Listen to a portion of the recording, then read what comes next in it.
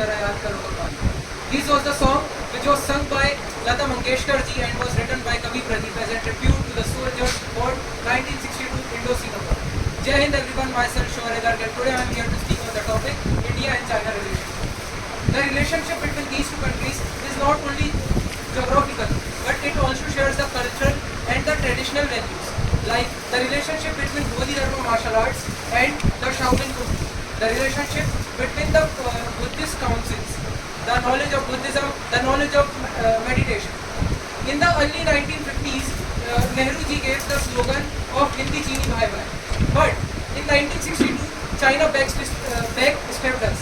In 1962, they attacked us overtly, in which we saw many casualties, including the 120 Agir Jawans in the Rasangla.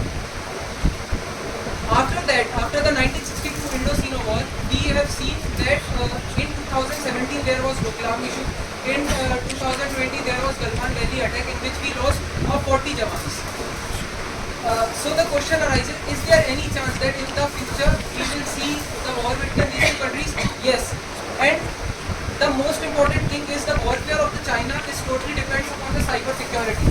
In future, if they will be attacking us, they will be not attacking us only with the ammunition. They will also attack us with the cyber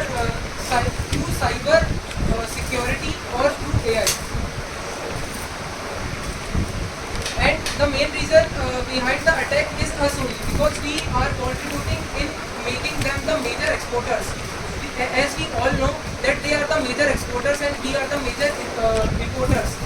And India has been trying to stop China from building CPEC so that it cannot cost us. And the main reason behind the disputes is not only Chinese government or Chinese authorities, it is also us.